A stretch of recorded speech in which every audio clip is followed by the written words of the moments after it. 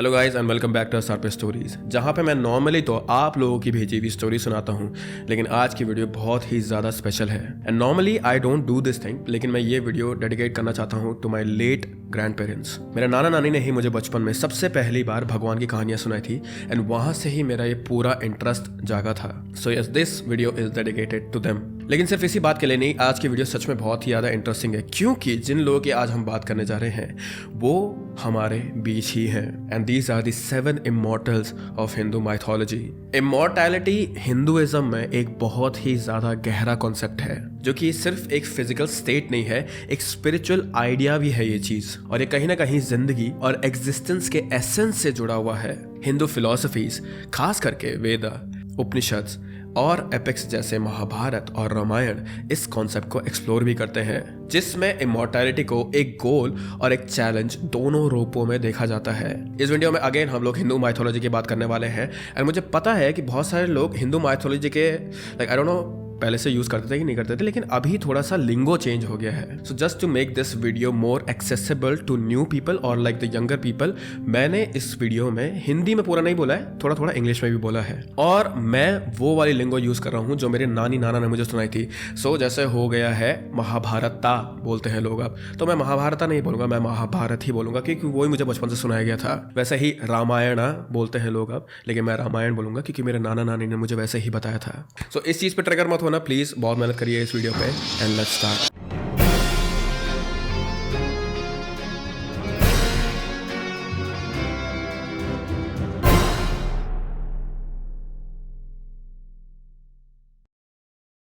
Hinduism में संसारा को लाइफ और डेथ कंटिन्यूअस साइकिल माना जाता है, जो कर्म करने के थ्रू गवर्न्ड होता है। एंड मोक्ष ही हमारी लाइफ का अल्टीमेट गोल है। ट्रू इमॉर्टैलिटी सिर्फ जिंदगी को लंबे समय तक एक्सटेंड करना नहीं होता है, बल्कि मटेरियल वर्ल्ड के भी ऊपर चले जाना होता है। लेकिन हिंदू माइथोलॉजी में फिजिकल इमॉर्टैलिटी भी एग्जिस्ट करती है, जो कि एक रेयर गिफ्ट या कर्ज भी हो सकता है। एंड इसे पाने का सिर्फ एक ही जरिया है, और वो है द डिवाइन इंटरवेंशन, यानी स्वयं भगवान की ब्लेसिंग्स प्राप्त करना। अपनी साधना, डिवोशन या अनफॉर्चुनेट सर्कमस्टेंसेस के कारण अश्वत्थामा, बाली और हनुमान जैसे कैरेक्टर्स ने ये स्टेट अचीव की थी। कुछ लोगों के लिए इमॉर्टैलिटी एक टूल था डिवाइन पर्पस को पूरा करने का, जबकि दूसरों के लिए ये एक हैवी बर्डन बन गया था। और आज के इस वीडियो में हम ऐसे 7 फिगर्स की बात करने वाले हैं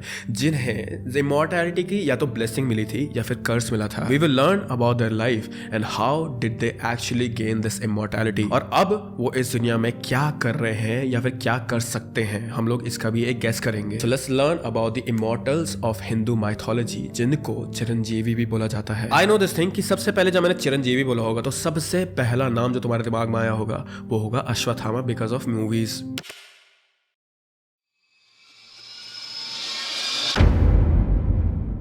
अश्वत्थामा पांडव और कौरव के राजगुरु द्रोणाचार्य और कृपि के बेटे हैं। अश्वत्थामा एक खास बच्चे थे और उनके जन्म को काफी शुभ माना जाता था। जन्म से ही उनके माथे पर एक मणि लगी हुई थी। ये मणि उन्हें खुद शिव भगवान ने दी थी, क्योंकि अश्वत्थामा शिव के बहुत बड़े भक्त थे। And it is also said कि उनकी मणि में डिवाइन पावर्स थी, जो अश्वत्थामा को सुपर ह्यूमन एबिलिटीज देती थी। Even without this money, Dronacharya के बेटे होने के कारण अश्वत्थामा एक काफी केपेबल फाइटर थे। बट इतने एक्सेप्शनल होने के बाद भी वो बचपन से इमॉर्टल नहीं थे, like you would imagine. In fact उनके एक चिरंजीवी बनने के पीछे की कहानी कुछ और ही थी। जैसा कि तुम्हें पता ही होगा, अश्वत्थामा महाभारत के युद्ध के एक इम्पॉर्टेंट पार्ट थे। एंड उन्होंने ये युद्ध कौरवों की साइड से लड़ा था, लेकिन पहले अपने पिता द्रोणाचार्य और फिर दुर्योधन की मृत्यु के बाद अश्वत्थामा अपने गुस्से में इतने ज्यादा पागल हो चुके थे कि उन्होंने पांडवों को किसी भी तरह मार गिराने की ठान ली थी। इसीलिए उन्होंने डिसाइड करा था कि अंधेरा होने के बाद जब 5 पांडव अपने टेंट में सो रहे होंगे उसी वक्त वो उनकी नींद में ही जान ले लेंगे। द ओनली प्रॉब्लम वाज कि जो 5 लोगों को उन्होंने अंधेरे में मारा था वो पांडव नहीं बल्कि उनके 5 यंग बेटे थे। Combine this with the fact कि अश्वत्थामा ने सूर्यास्त के बाद हमला करके लिटरली वॉर क्राइम कमिट करा था, तो इस बात को पांडवा छोड़ने नहीं वाले थे। इसीलिए अगली सुबह जब द्रौपदी और पांडवा को उनके बच्चों का शव मिला, मरा हुआ शव, तब द्रौपदी ने पांडवा से जस्टिस के लिए डिमांड करा और अपने बच्चों को अवेंज करने के लिए पांडवास भी अश्वत्थामा के पीछे पड़ चुके थे। पांडवास से बचते बचते अश्वत्थामा ऋषि वेद व्यास के आश्रम तक चले गए थे, लेकिन वहां पर पांडवों ने उन्हें कॉर्नर कर दिया था एंड खुद को डिफेंड करने के लिए अश्वत्थामा ने आवेश में आकर ब्रह्मास्त्र, जिसे one of the most dangerous weapon माना जाता है, उसका इस्तेमाल कर दिया था। इसके जवाब में अर्जुन ने भी अश्वत्थामा की तरह ब्रह्मास्त्र का इस्तेमाल करा, लेकिन ऋषि वेद व्यास ये जानते थे कि ब्रह्मास्त्र का इस्तेमाल करने के कॉन्सिक्वेंसेस क्या हो सकते हैं। इसीलिए उन्होंने उन दोनों को अपने अपने ब्रह्मास्त्र को वापस ले लेने के लिए रिक्वेस्ट करा था। ऋषि की बात मानते हुए अर्जुन ने अपना ब्रह्मास्त्र वापस ले लिया था, लेकिन अश्वत्थामा को ब्रह्मास्त्र वापस लेना नहीं आता था। इसीलिए उन्होंने ब्रह्मास्त्र की दिशा बदल दी और उसे अर्जुन के लेट सन अभिमन्यु की वाइफ उत्तारा के वूम्ब की तरफ भेज दिया था, जिसके कारण पांडवों को होने वाला आखिरी सक्सेसर भी मारा गया था। And just like that Ashwatthama ने पांडवों के वंश को मार डाला था। इतना घोर पाप करने के कारण श्री कृष्ण वहां प्रकट हुए एंड उन्होंने अश्वत्थामा को उसके अपराधों के लिए शाप दे दिया। उन्होंने कहा कि ब्रह्मास्त्र एक सुप्रीम वेपन है, इसीलिए उसका वार खाली तो बिल्कुल भी नहीं जाएगा। और उत्तारा के गर्भ में पल रहे बच्चे की मौत निश्चित थी, लेकिन उनकी कृपा से वो मरा हुआ बच्चा दोबारा जीवित होगा और एक लंबी आयु जिएगा। फिर वो अश्वत्थामा की ओर मुड़े और उन्हें शाप देते हुए उन्होंने कहा, संसार में जन्म लेने वाला हर इंसान तुम्हें एक कायर और दुष्ट इंसान के तौर पर जानेगा।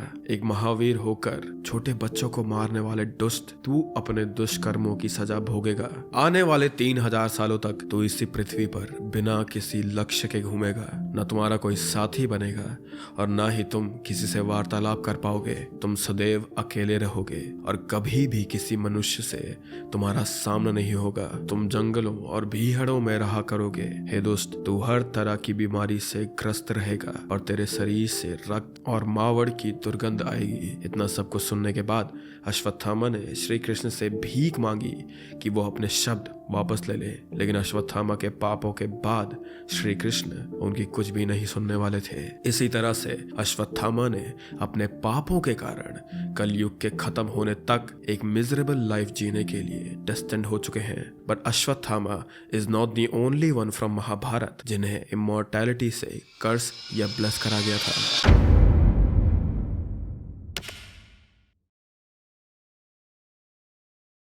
परशुराम को तो साक्षात श्री विष्णु के 10 अवतार में से 6th अवतार माना जाता है। He is one of the most iconic characters in all Hindu mythology, क्योंकि वो न सिर्फ महाभारत में बल्कि रामायण में भी देखे गए थे।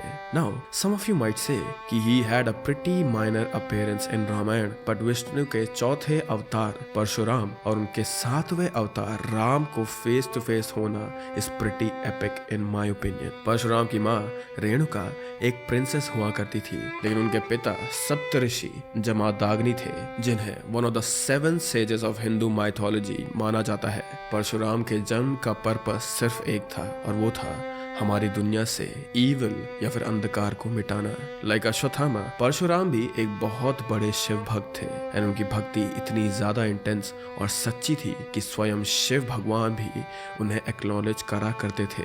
कई दिनों की कड़ी तपस्या के बाद परशुराम को शिव जी की तरफ से उनका signature weapon an axe called Parashu मिला था। इसके दिव्य अस्त्र के साथ परशुराम को शिवजी से गाइडेंस और टीचिंग भी मिली थी। It was a weapon and knowledge जिसका इस्तेमाल करके उन्होंने अनगिनत बैटल्स जीते थे। उन्होंने आज के टाइम के कोंकण, मालाबार और केरला को भी उस समय डिफेंड करने में बहुत बड़ी मदद करी थी। एंड इन शॉर्ट वो हिंदू माइथोलॉजी के one of the greatest warriors में से एक हैं। जन्म से ही Parshuram was blessed with various gifts, जिसके कारण वो किसी नॉर्मल इंसान के कंपैरिजन में बहुत ही ज्यादा ऊपर थे। उनकी माँ रेणुका एक प्रिंसेस थी, पर उनके पिता सप्तऋषि जमदग्नि थे। उनके पास एक काऊ भी थी जो कोई ऑर्डिनरी गाय नहीं थी, बल्कि समुद्र मंथन से निकली हुई डिवाइन गाय नेम्ड सुरभि थी।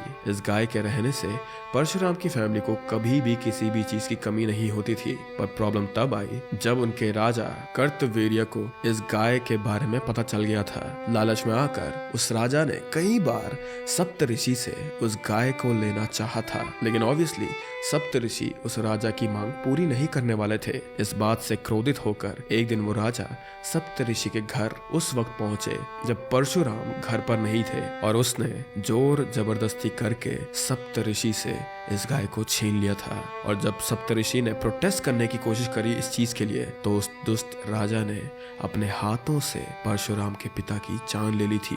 जब परशुराम घर लौटे और उन्हें इस बात का पता चला, तो उनके अंदर का क्रोध आसमान छू रहा था, और एक ब्राह्मण होते हुए भी उन्होंने राजा कार्तवीर्य को युद्ध के लिए ललकार दिया था, और युद्ध करके उन्होंने उस राजा की जान ले ली थी। इस इंसिडेंट के बाद पूरी क्षत्रिय कम्युनिटी ने परशुराम को सबक सिखाने के लिए उन्हें युद्ध के लिए ललकारा था, लेकिन परशुराम ने एक एक करके सारे क्षत्रियों को हरा दिया था। एंड अपने इस काइंड ऑफ किलिंग स्प्री में उन्होंने पूरे क्षत्रिय कम्युनिटी का सर्वनाश कर दिया था। He then vowed to wipe off the entire Kshatriya clan 21 times, और उन्होंने एग्जैक्टली वैसा ही करा।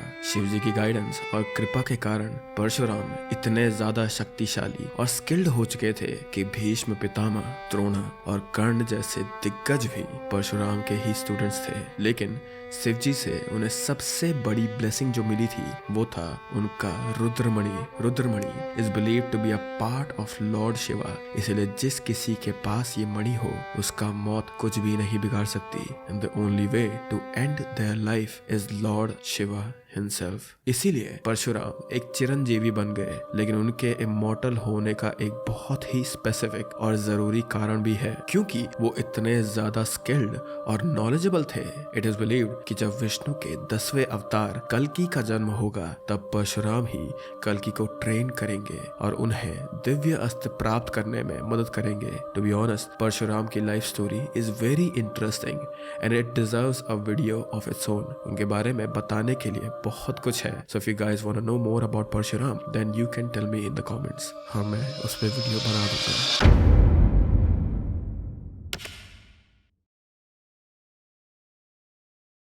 कृपाचार्य का नाम शायद से तुम में से आधे लोगों ने पक्का सुना ही होगा। द्रोणाचार्य के राजगुरु बनने से पहले कृपाचार्य ही कौरवों और पांडवों के गुरु हुआ करते थे, लेकिन कृपाचार्य का जन्म किसी टिपिकल बच्चे जैसे बिल्कुल भी नहीं हुआ था। उनके पिता ऋषि शरद्वान थे। Also just a side note here, Sharadvan को अलग अलग तरीके से भी बोला जाता है अलग अलग स्टेट में, लेकिन बचपन से ही मेरी नानी ने ऐसे ही बोला था, so that is how I am gonna say Sharadvan. तो उनके पिता ऋषि शरद्वान थे, जो कि खुद तीर धनुष के साथ जन्मे थे। इट वॉज क्लियर कि ऋषि शरद्वान आगे जाकर एक बहुत ही बड़े धनुर्धर बनने वाले थे। उन्होंने कड़ी मेहनत और तपस्या से हर तरह के युद्ध नीति में महारत हासिल करी थी। वो इतने ज्यादा स्किल्ड और शक्तिशाली बन चुके थे कि उन्हें उनके जीवन काल में कोई भी नहीं हरा पाया था, लेकिन इस वजह से शरद्वान ने अनवांटेड अटेंशन गेन कर ली थी। इंद्र और बाकी देवता शरद्वान की शक्ति देखकर थ्रेटन्ड फील कर रहे थे एंड दे वर वरिड कि अगर शरद्वान इसी रेट पर आगे बढ़ते रहे तो वो दिन दूर नहीं होगा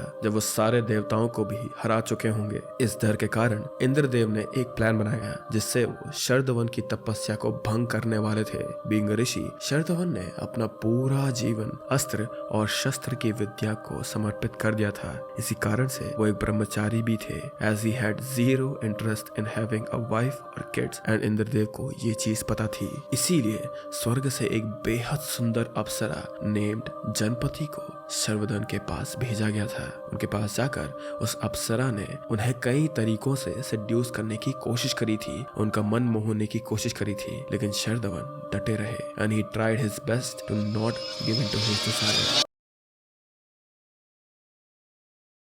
लेकिन जनपदी का चार्म इतना ज्यादा अनबेरेबल हो चुका था कि शरदवन लॉस्ट हिज फोकस और उनकी तपस्या भंग हो गई। उन्होंने अपने हाथों से तीर धनुष ड्रॉप कर दिए and even though he was strong enough to not approach जनपदी, लेकिन उसके बावजूद उनका सीमन उनके बॉडी से निकलकर नीचे घास पर गिर गया था, जिससे वो दो हिस्सों में बट गया और उन दो हिस्सों से एक लड़के और एक लड़की का जन्म हुआ। अपने तपस्या के भंग होने और अपने ब्रह्मचार्य के खत्म होने के कारण शरदवन ने शास्त्र विद्या का अध्ययन करना छोड़ दिया और वो अपने तीर धनुष को छोड़कर जंगल में तप करने के लिए चले गए। पर शरदवन के अंश से जिन भाई बहन का जन्म हुआ था वो वहीं पर पड़े रहे और कोइंसिडेंटली राजा शांतनु, जो कि पांडवास के ग्रेट ग्रैंडफादर थे और इसी वक्त पर हस्तिनापुर के राजा थे, उन्होंने उन दोनों बच्चों को देखा और देखते ही समझ गए थे कि ये किसी महान धनुर्धन ब्राह्मण के बच्चे थे। इसीलिए वो बिना ज्यादा सोचे उन बच्चों को हस्तिनापुर लेकर आ गए और उन दोनों का नाम कृपा और कृपी पड़ गया था। लेकिन जब शरदवन को अपने जन्मे बच्चों के बारे में पता चला तो he went back to them और उन्होंने उन बच्चों को धनुर्विद्या, वेद और शास्त्र सिखाए, जिसके कारण वो दोनों बड़े होकर अस्त्र शस्त्र, वेद विद्या, हर चीज में मास्टर बन चुके थे। कृपा को लोग कृपाचार्य के नाम से जानने लगे थे और वो हस्तिनापुर के यंग राजकुमार के राजगुरु बन चुके थे। मीनवाइल उनकी बहन कृपी ने द्रोणाचार्य से शादी कर ली थी। जब पांडवों और कौरवों के बीच महाभारत हुई तब कृपाचार्य ने अपनी ड्यूटी निभाते हुए कौरवों की तरफ से युद्ध लड़ा था and while they lost, Kripacharya उन गिने चुने लोगों में से थे जिन्होंने इस ग्रेट बैटल को सरवाइव करा था। He also went on to train Arjun grandson Parikshit और अपने राज्य को लेकर उनकी लॉयल्टी काफी ज्यादा गहरी थी, लेकिन उनके चिरंजीवी होने का एग्जैक्ट रीजन किसी को भी नहीं पता था। सम से कि उनका जन्म शरण धवन जैसे डिवाइन ऋषि से हुआ था, जिसके कारण उन्हें अमर रहने का वरदान मिला था, वाइल सम से कि उनके धर्म के प्रति कड़ी तपस्या के कारण उन्हें संसार में धर्म को प्रिजर्व करके रखने के लिए चिरंजीवी बनाया गया था। कृपाचार्य की स्टोरी आई नो कि तुम में से कई लोगों ने पहली बार सुनी होगी, लेकिन हमारे next Chiranjeevi is quite well known and उनकी कहानी काफी इंटरेस्टिंग है क्योंकि एक राक्षस होने के बाद भी इन्होंने अच्छाई और भगवान का साथ दिया and he is none other than Vibhishan.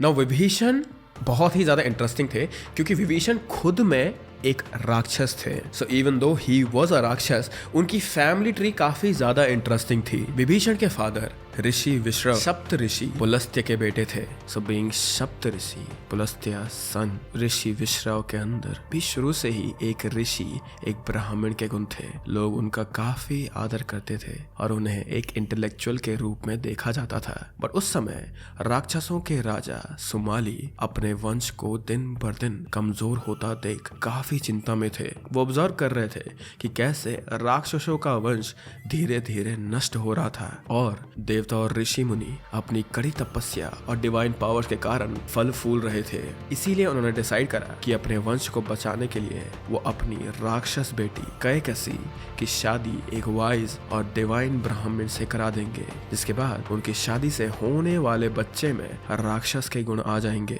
उन्होंने अपनी बेटी कैकसी को परसुएड करा कि वो ऋषि विश्राव से शादी कर ले और कैकसी ने अपने पिता की बात मानते हुए वैसा ही करा। कैकसी ने ऋषि विश्राव को आदर और भक्ति के साथ अपने प्रपोजल के बारे में बताया एंड ऑब्वियसली ऋषि विश्राव के लिए कैकसी के प्रपोजल को मान लेना बिल्कुल भी आसान नहीं था, क्योंकि ऐसा करने से उनके लेगेसी और लीनियज में काफी बड़ा कलंक लग जाता था। लेकिन कैकसी की सिंसेरिटी और ऑनेस्टी ने ऋषि विश्राव को इतना प्रसन्न कर दिया था कि उन्होंने आखिर में कैकसी से शादी कर ली। उनकी शादी से 4 बच्चे हुए एंड चारों के चारों जन्म से ही राक्षस थे except one and he was Vibhishan. Vibhishan अपने भाई रावण और कुंभकर्ण की तरह बिल्कुल भी नहीं था। एक राक्षस की तरह दिखने के बाद भी विभीषण के अंदर अपने पिता ऋषि विश्रव के सारे गुण थे। वो बहुत ही धार्मिक थे, सच्चे थे एंड खुद को ब्राह्मण ही कंसिडर करते थे। रामायण के समय में भी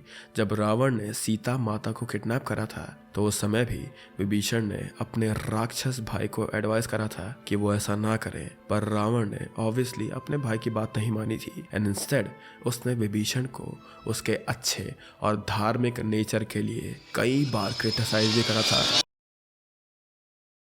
इन्हीं कारणों से रामायण के युद्ध में विभीषण ने अपने भाई की साइड छोड़कर श्री राम को अपना लिया था और हर पॉसिबल तरीके से उन्होंने श्री राम की उस लड़ाई में मदद करी थी। विभीषण बचपन से ही सिर्फ भगवान का नाम ही जपा करते थे, जिससे इम्प्रेस होकर ब्रह्म ने विभीषण को एक वरदान ऑफर करा था। लेकिन विभीषण ने ब्रह्म से सिर्फ इतना ही मांगा कि उनका मन हमेशा भगवान के चरणों पर ही समर्पित हो। वो चाहते थे कि उन्हें इतनी शक्ति मिले कि वो हमेशा भगवान के चरणों पर रहें, ताकि लॉर्ड विष्णु की नज़र उन पर पड़े रहे। और रामायण में उनकी ये इच्छा पूरी भी हो गई थी जब उन्होंने सब कुछ त्याग कर श्री राम को ज्वाइन कर लिया था।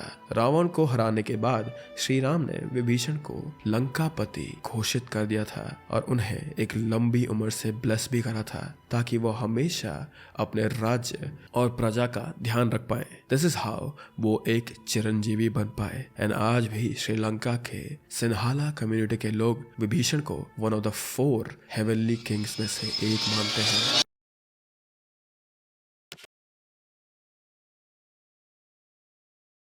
हमारे नेक्स्ट और 5th चिरंजीवी जिनके बारे में हम बात करने जा रहे हैं, उनका नाम है महाबली। महाबली को दैत्यराज के नाम से भी जाना जाता है, क्योंकि वो असुरों के राजा हुआ करते थे। लेकिन दिस डज नॉट मीन कि वो ईवल या दुष्कर्म करने वालों में से एक थे। इंस्टेड महाबली को उनके अच्छे और चैरिटेबल नेचर के लिए जाना जाता था। उनकी परवरिश उनके ग्रैंडफादर प्रहलाद के द्वारा की गई थी, जिन्होंने महाबली को बचपन से ही एक ईमानदार, वाइज एंड जेनरस इंसान बनाया था। Yes, you heard it right. असुरों का राजा होने के बावजूद महाबली एक इंसान ही थे, क्योंकि उनके पेरेंट्स भी ह्यूमन बीइंग्स थे। लेकिन इंसान होते हुए भी वो असुरों के वंश से बिलोंग करते थे। नौ काफी लोगों के अंदर ये मिसकंसेप्शन कि असुर का मतलब डीमन और ईवल होता है, ये होना जायज है क्योंकि नाम ही ऐसा होता है। बट इन रियलिटी असुर सिर्फ एक क्लैन है जिसके लोगों को थ्रू आउट हिंदू हिस्ट्री देवता अपोज करते हुए आए हैं। सो इसीलिए इतने सालों से ये थोड़ा सा मिसकंसेप्शन बन गया है लोगों के दिमाग में। With that out of the way, अपने ग्रैंडफादर प्रहलाद के बाद महाबली असुरों के राजा बन चुके थे एंड उनके राज में सब कुछ काफी पीसफुल और अच्छा हुआ करता था। उनका राज्य प्रेजेंट डे केरला को माना जाता है एंड इट इज सेड कि एट वन पॉइंट उन्होंने स्वर्ग लोक, पाताल लोक और धरती लोक तीनों को कॉन्कर करके पूरी दुनिया को अपने रूल के अंदर ले लिया था। नाउ पूरी दुनिया पर राज करने के बाद भी महाबली के अंदर कोई घमंड या बुरा बर्ताव नहीं आया था, क्योंकि वो इसके बाद भी एक दानी और परोपकारी राजा थे।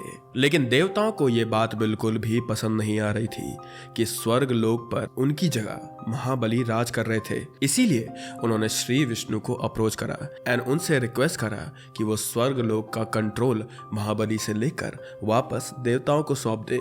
मीनवाइल अपने गुरु शुक्राचार्य की एडवाइस पर अश्वमेधा यज्ञ रखा था सो दैट महाबली तीनों लोकों पर अपना कंट्रोल मेंटेन कर सके।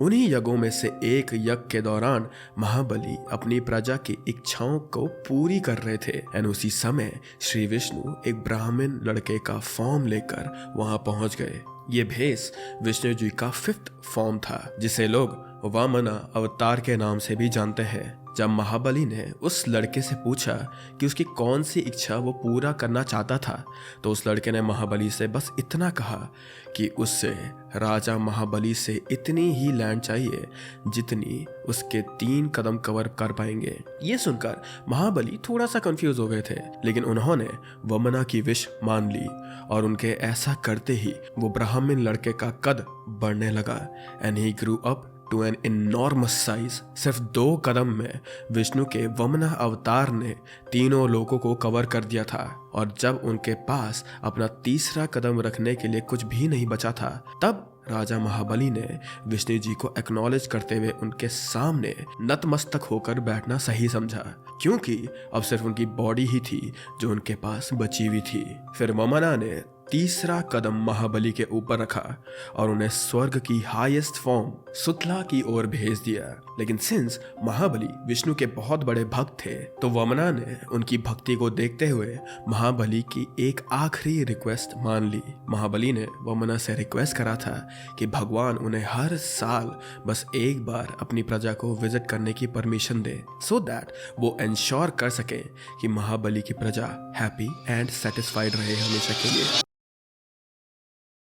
एंड ऑब्वियसली विष्णु जी ने महाबली को ये प्रॉमिस दे दी एंड उस दिन से लेके आज तक ऐसा माना जाता है कि वो अपनी प्रजा को विजिट करने हर साल धरती पर वापस आते हैं और अपनी प्रजा को हैप्पीनेस और प्रॉस्पेरिटी के साथ ब्लेस करते हैं। इस मान्यता के कारण ही महाबली को एक चिरंजीवी माना जाता है एंड उनके आने की खुशी में इंडिया के सदर्न पार्ट्स में ओणम फेस्टिवल सेलिब्रेट किया जाता है।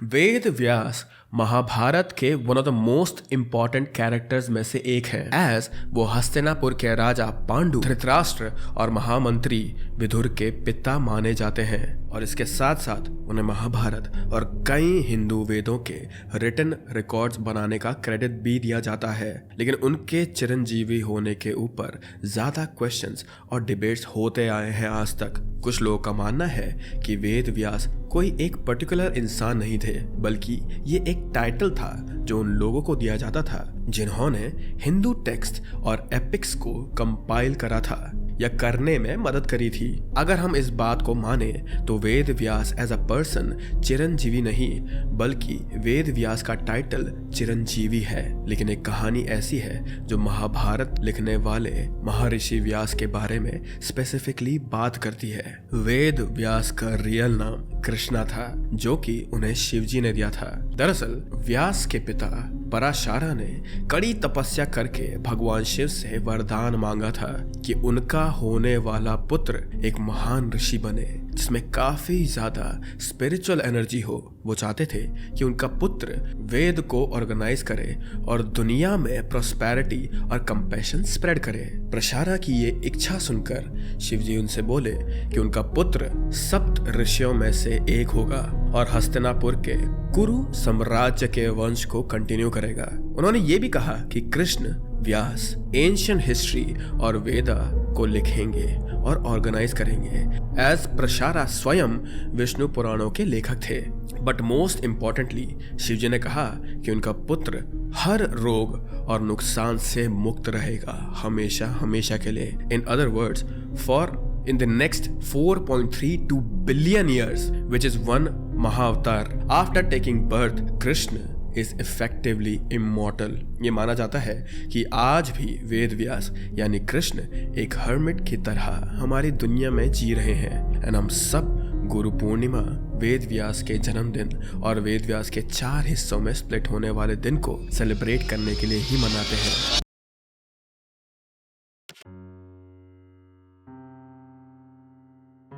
और हमारे 7वें और फाइनल चिरंजीवी हैं हनुमान जी। और मुझे ये भी पता है कि तुम सभी लोग हनुमान के बारे में सुनने के लिए काफ़ी देर से वेट कर रहे होंगे, which is rightfully accepted also, क्योंकि आफ्टर ऑल हनुमान जी हम सभी के फेवरेट हैं और वो वन ऑफ द स्ट्रॉन्गेस्ट देवता भी हैं। हनुमान जी की माँ अंजना शिव जी की एक डिवोटेड फॉलोअर थी और वो उनसे रेगुलरली प्रे करा करती थी एंड एक दिन ये प्रेयर्स शिव जी तक पहुंच गए थे। अंजना के डिवोशन और सिंसेरिटी से इम्प्रेस होकर उन्होंने अंजना को वरदान में ऐसा बच्चा देने का डिसाइड करा जो स्वयं शिव जी की इनकारनेशन होगा, क्योंकि वो चाहते थे कि ये बच्चा विष्णु अवतार राम की आगे जाकर सहायता करे। इसलिए जब अयोध्या के राजा दशरथ ने अपने होने वाले बच्चे के लिए यज्ञ करवाए थे, तब शिव जी के इंस्ट्रक्शंस पर वायुदेव ने दशरथ की रानियों के लिए बने अलौकिक खीर से थोड़ा हिस्सा निकालकर अंजना को दे दिया था। उस खीर को कंज्यूम करने के बाद अंजना ने एक डिवाइन चाइल्ड को जन्म दिया जिसमें ऐसी शक्ति और फूर्ति थी जिसका कोई भी जवाब नहीं था या जिसका कोई भी तोड़ नहीं था। लेकिन हनुमान जी बचपन में काफी ज्यादा शरारती थे, जिसके कारण उन्हें कई बार मुश्किलों का सामना भी करना पड़ा था। तुम में से कई लोगों ने ये कहानी सुनी होगी जब हनुमान जी ने सूर्य को एक फ्रूट समझकर निगल लिया था। इसलिए जब हनुमान ने सूर्य को खाने की कोशिश की थी, तब इंद्रदेव ने हनुमान को रोकने के लिए उन पर वज्र का इस्तेमाल किया था, जिससे हनुमान का जबड़ा टूट गया और उनकी लाइफलेस बॉडी उनके स्पिरिचुअल फादर वायु के सामने गिर गई थी। इस बात से क्रोधित होकर वायु ने पूरी धरती से अपनी हवा को वापस ले लिया था, जिसके कारण धरती में रहने वाले सारे जीव जंतु एक एक करके मरने लगे थे।